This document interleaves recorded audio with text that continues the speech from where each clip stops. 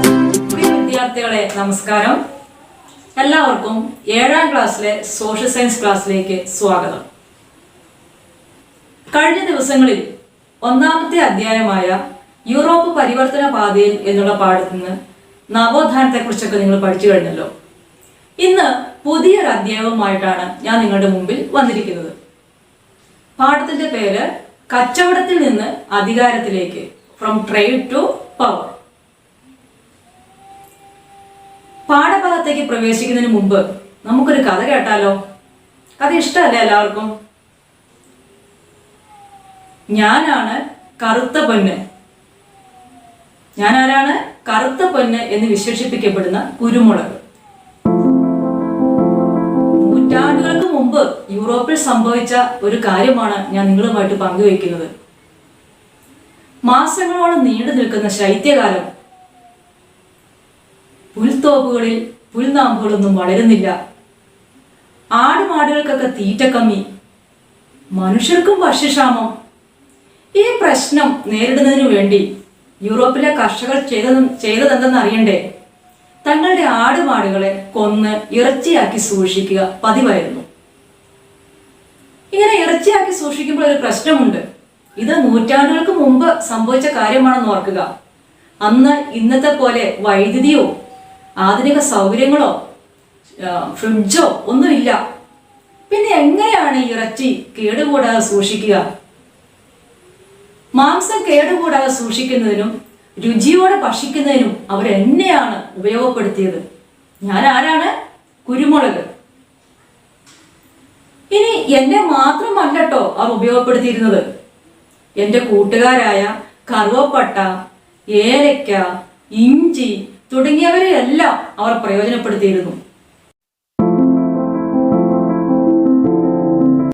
ചുരുക്കത്തിൽ ഞാൻ അവർക്ക് ഒരു അത്യാവശ്യ ഘടകമായിരുന്നു. ഞങ്ങളെ എല്ലാവരെയും തേടി പണ്ട് മുതൽക്കേ വിദേശികൾ എത്തിയിരുന്നു. Friends, I am pepper. Can I invite you to Europe a few centuries ago? The rural folks in Europe would kill some of their cattle for meat and preserve it for prolonged winter season. The heavy snowfall in the winter was not favorable for the grass to grow in the cattle fields. Both the people and cattle faced shortage of food during the season. The solution for this was to preserve the cattle meat as food for winter. Remember that there was neither electricity nor refrigerator of any kind during that time. So they found me effective in preserving the meat and making it tastier. In short, I was inevitable for them. My friends, cardamom, cinnamon and ginger, all spices like I am, were also loved by them. The traders came in search of us from the time immemorial. അപ്പോൾ കുരുമുളക് പറഞ്ഞ കഥ എല്ലാവരും കേട്ടില്ലേ? എന്താണ് കുരുമുളക് പറഞ്ഞ കഥയിൽ നിന്നും നമ്മൾ മനസ്സിലാക്കേണ്ടത്? നമ്മുടെ നാട്ടിലെ സുഗന്ധവ്യഞ്ജനങ്ങൾ വിദേശികൾക്ക് ഏറെ അത്യാവശ്യ ഘടകമായിരുന്നു. ഈ സുഗന്ധവ്യഞ്ജനങ്ങൾ ശേഖരിക്കുന്നതിനു വേണ്ടി വളരെ പണ്ട് മുതൽക്ക് തന്നെ വിദേശികൾ നമ്മുടെ നാട്ടിൽ എത്തിയിരുന്നു. The two things that we can understand from the story of pepper, the spices of our land were very essential to the foreigners. The traders all over the world visited here to collect these spices. These are the two things that we can understand from the story of pepper. ഇനി 1ാമത്തെ അധ്യായമായ Europe പരിവർത്തന പാതയിൽ എന്നുള്ള പാഠത്തിൽ നിങ്ങൾ തുർക്കികളുടെ Constantinople ആക്രമണമൊക്കെ പഠിച്ചതാണ്. In which year Turks conquered Constantinople? Yes, in 1453. 1453 തുർക്കികൾ Constantinople ആക്രമിച്ച് കീഴ്പ്പെടുത്തി. ഇങ്ങനെ തുർക്കികൾ കോൺസ്റ്റാന്റിനോപ്പിൾ ആക്രമിച്ച് കീഴ്പ്പെടുത്തിയത് കൊണ്ട് എന്താണ് പ്രശ്നം? What was the geographical feature of Constantinople? Constantinople lies in between Asia and Europe. ഏഷ്യയുടെയും യൂറോപ്പിന്റെയും ഇടയിലാണ് കോൺസ്റ്റാന്റിനോപ്പിളിന്റെ സ്ഥാനം. It was the gateway from Asia to Europe. ഏഷ്യയിൽ നിന്നും യൂറോപ്പിലേക്കുള്ള പ്രവേശന കവാടമായിരുന്നു കോൺസ്റ്റാന്റിനോപ്പിൾ. ഈ പ്രവേശന കവാടമാണ് തുർക്കികൾ ആക്രമിച്ച് കീഴ്പ്പെടുത്തിയിരിക്കുന്നത്. സ്വാഭാവികമായിട്ടും ഇവരുടെ വാണിജ്യപാത, ഏഷ്യയിൽ നിന്ന് യൂറോപ്പിലേക്ക് പ്രവേശിക്കാനുള്ള ആ വാണിജ്യപാതയ്ക്ക് അവിടെ ഉരച്ചിൽ തട്ടുകയും അല്ലെങ്കിൽ അത് തടസ്സം സംഭവിക്കുകയും പുതിയൊരു വാണിജ്യ മാർഗം അവർക്ക് കണ്ടെത്തേണ്ടതായിട്ടും വന്നു. The conquest of Constantinople in 1453 necessitated the Europeans to find out a new sea route to India. അങ്ങനെ വിദേശികൾ കടലിലൂടെ ഒരു പുതിയ വാണിജ്യപാത നമ്മുടെ നാട്ടിലേക്ക് കണ്ടെത്തുകയും അതിനെ തുടർന്ന് ധാരാളം വിദേശികൾ നമ്മുടെ നാട്ടിലേക്ക് കച്ചവടത്തിനായിട്ട് വരികയും ചെയ്തു. ഇങ്ങനെ നമ്മുടെ നാട്ടിലേക്ക് കച്ചവടത്തിനായിട്ട് വന്ന വിദേശികൾ ആരൊക്കെയാണെന്ന് അറിയണ്ടേ? പോർച്ചുഗീസുകാർ, ഡച്ചുകാർ, ഇംഗ്ലീഷുകാർ, ഫ്രഞ്ചുകാർ. The Europeans who came to India for the purpose of trade were the Portuguese, the Dutch, the English and the French. ഇനി ഇവരിൽ ഒന്നാമത്തെ കൂട്ടരായ പോർച്ചുഗീസുകാരെ കുറിച്ചാണ് നമ്മൾ ഇനി ചർച്ച ചെയ്യാൻ പോകുന്നത്. പോർച്ചുഗലിൽ നിന്ന് കോഴിക്കോട്ടേക്ക്, from Portugal to Calicut. 1498 May മാസം ഒരു ദിവസം രാവിലെ പോർച്ചുഗലിൽ നിന്ന് 3 പായ്ക്കപ്പലുകൾ നമ്മുടെ നാട്ടിലുള്ള കോഴിക്കോടിനടുത്തുള്ള കാപ്പാട് കടൽ തീരത്തെത്തി. ഇത് കണ്ട് പ്രദേശവാസികൾക്ക് നമ്പരുന്നു. കാരണം അതിൽ നിന്നിറങ്ങിയ ആളുകളുടെ ഭാഷയും വേഷവും ഒക്കെ വ്യത്യസ്തമായിരുന്നു. നിങ്ങൾ ഈ ചിത്രവും നിരീക്ഷിക്കൂ.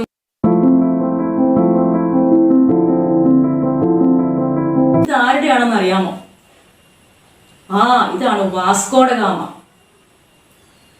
ആ കപ്പലിൽ ഉണ്ടായിരുന്നത് വാസ്കോ ഡ ഗാമയും ടീമംഗങ്ങളും ആയിരുന്നു. ഇവര് നമ്മുടെ നാട്ടിൽ എന്തിനു വേണ്ടിയിട്ടായിരിക്കും വന്നിട്ടുണ്ടാവുക? നമ്മുടെ നാട്ടിലെ സുഗന്ധവ്യഞ്ജനങ്ങളാണ് അവരെ ഇങ്ങോട്ട് അടുപ്പിച്ചിരിക്കുന്നത്. കച്ചവടത്തിനായിട്ട് എത്തിയ പോർച്ചുഗലിൽ നിന്നുള്ള നാവികരാണ് ഇവർ. ഏതായാലും ഈ ഭാഷയും ഈ വേഷവും ഒക്കെ കണ്ടിട്ടാവാം ഇതത്ര പന്തിയല്ലെന്ന് മനസ്സിലാക്കിയ കോഴിക്കോടിലെ അന്നത്തെ സാമൂതിരി രാജാവ് ഇവർക്ക് കച്ചവട സൗകര്യങ്ങളൊന്നും ഒരുക്കി കൊടുത്തില്ല. So he left for Kannur. അതുകൊണ്ട് ഇവര് കണ്ണൂരിലേക്ക് പോയി. കാരണം എവിടെയെങ്കിലും പോയിട്ട് തങ്ങൾ വന്ന ലക്ഷ്യം സാധിക്കണം. ഇവർക്ക് എന്താണ്? സുഗന്ധവ്യഞ്ജനങ്ങൾ ശേഖരിച്ച് തിരികെ പോകണം. അങ്ങനെ കണ്ണൂരിലേക്ക് പോയി അവിടെ നിന്ന് ആവശ്യമായ സുഗന്ധവ്യഞ്ജനങ്ങൾ ശേഖരിച്ച് അവര് പോർച്ചുഗലിലേക്ക് തിരിച്ചുപോയി. നിങ്ങൾക്ക് കേൾക്കണോ? പോർച്ചുഗലിൽ നിന്ന് ഏഷ്യയിലേക്ക് അല്ലെങ്കിൽ ഇന്ത്യയിലേക്ക് വരാൻ വാസ്കോ ഡ ഗാമ എടുത്ത പണച്ചെലവിന്റെ 60 ഇരട്ടിയോളം ലാഭം നമ്മുടെ നാട്ടിൽ നിന്ന് കൊണ്ടുപോയ സുഗന്ധവ്യഞ്ജനങ്ങൾ വിറ്റ് കിട്ടി എന്നാണ് പറയുന്നത്. Vasco da Gama got a profit which was 60 times greater than the cost of their voyage by selling the goods they took back with them. അപ്പൊ അത്രയും ലാഭം അവർക്ക് ഇവിടെ വന്നിട്ട് ഉണ്ടാക്കാൻ സാധിച്ചിട്ടുണ്ട്. ഇനി വാസ്കോ ഡ ഗാമ മാത്രമല്ല കേട്ടോ നമ്മുടെ നാട്ടിലേക്ക് വന്നത്. വാസ്കോ ഡ ഗാമയെ തുടർന്ന് അൽമേഡ, അൽബുക്കർക്ക് ഇവരൊക്കെ നമ്മുടെ നാട്ടിലേക്ക് കച്ചവടത്തിനായിട്ട് വന്നിട്ടുണ്ട്. ആരൊക്കെയാണ്? അൽമേഡ, അൽബുക്കർക്ക്. പോർച്ചുഗീസുകാർ നമ്മുടെ നാട്ടിൽ വന്നതിന് ശേഷം അവര് കച്ചവടത്തിനായിട്ട് വന്നതാണ്. അപ്പൊ അതുകൊണ്ട് ചില വാണിജ്യ കേന്ദ്രങ്ങളൊക്കെ അവർ നമ്മുടെ നാട്ടിൽ സ്ഥാപിച്ചു. ആ വാണിജ്യ കേന്ദ്രങ്ങൾ ഗോവ, ദാമൻ ആൻഡ് ദിയു ഇവയാണ്. Goa, Daman and Diu were the trade centers of Portuguese. ഇനി ഇവർ നമ്മുടെ നാട്ടിൽ വന്നിട്ട് 2 സുപ്രധാന കോട്ടകൾ സ്ഥാപിച്ചു. ഒന്ന് തൃശ്ശൂരുള്ള കോട്ടപ്പുറം കോട്ടയും രണ്ടാമത്തേത് കണ്ണൂരുള്ള സെന്റ് ആഞ്ചലോസ് കോട്ടയും. The two important forts built by Portuguese were the Kottapuram Fort at Thrissur and St. Angelos Fort at Kannur. പോർച്ചുഗീസുകാരുടെ വരവ് നമ്മുടെ കാർഷിക രംഗത്ത് ഒരുപാട് മാറ്റങ്ങൾ വരുത്തിയിട്ടുണ്ട്. അന്ന് വരെ നമുക്ക് പരിചിതമില്ലാതിരുന്ന ധാരാളം കാർഷിക വിളകൾ നമ്മുടെ നാട്ടിൽ പരിചയപ്പെടുത്തി തന്നത് പോർച്ചുഗീസുകാരാണ്. ഏതൊക്കെയാണെന്ന് അറിയണ്ടേ? ഈ ചിത്രങ്ങളൊന്ന് നിരീക്ഷിക്കുക. പൈനാപ്പിൾ, പപ്പായ, കശുവണ്ടി, പേരയ്ക്ക, വറ്റൽമുളക്, പുകയില തുടങ്ങിയ കാർഷിക വിളകൾ നമ്മുടെ നാട്ടിൽ എത്തിച്ചത് പോർച്ചുഗീസുകാരാണ്.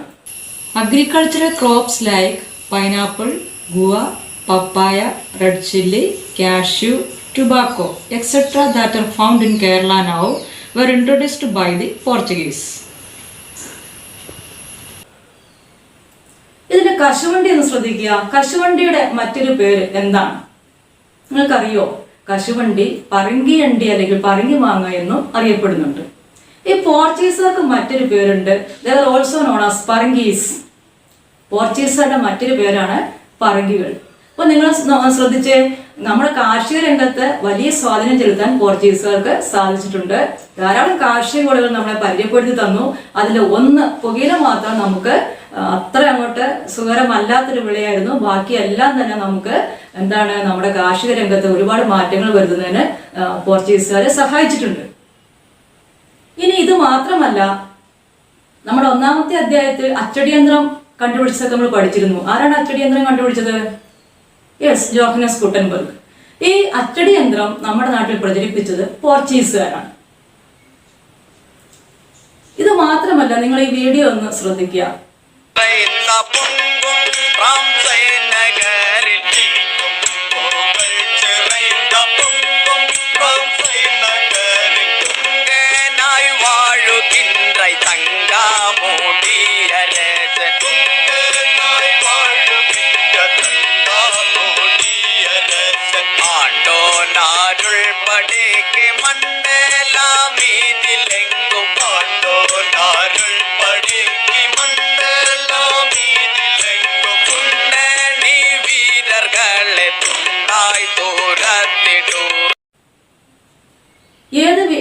ഏത് നൃത്തരൂപത്തിന്റെ വീഡിയോ ആണിതെന്ന് അറിയാമോ? ഇതാണ് ചവിട്ട് നാടകം. വളരെ ചടുലമായ നൃത്തച്ചോടോട് കൂടിയ ഒരു കലാരൂപം. ഈ ചവിട്ട് നാടകം നമ്മുടെ നാട്ടിൽ പ്രചരിപ്പിച്ചത് പോർച്ചുഗീസുകാരാണ്. അപ്പൊ എന്തൊക്കെയാണ് പോർച്ചുഗീസുകാരുമായിട്ടുള്ള ബന്ധത്തിന്റെ ഫലമായിട്ട് ഇന്ത്യയിലുണ്ടായ മാറ്റങ്ങൾ? 2 സുപ്രധാന കോട്ടകൾ, കോട്ടപ്പുറം, അതേപോലെ സെന്റ് ആഞ്ചലോസ് കോട്ട. രണ്ടാമത് ചില കാർഷിക വിളകൾ നമ്മുടെ നാട്ടിൽ പരിചയപ്പെടുത്തി, അച്ചടിയന്ത്രം പ്രചരിപ്പിച്ചു, ചവിട്ട് നാടകം പ്രചരിപ്പിച്ചു. ഇതൊക്കെ ഇന്ത്യയുടെ സാമൂഹിക സാമ്പത്തിക രംഗത്ത് പോർച്ചുഗീസുകാർ വരുത്തിയ മാറ്റങ്ങളാണ്. ഇതൊക്കെയാണെങ്കിലും പോർച്ചുഗീസുകാർക്ക് അധികം വാണിജ്യ കേന്ദ്രങ്ങൾ സ്ഥാപിക്കാൻ സാധിച്ചിട്ടില്ല.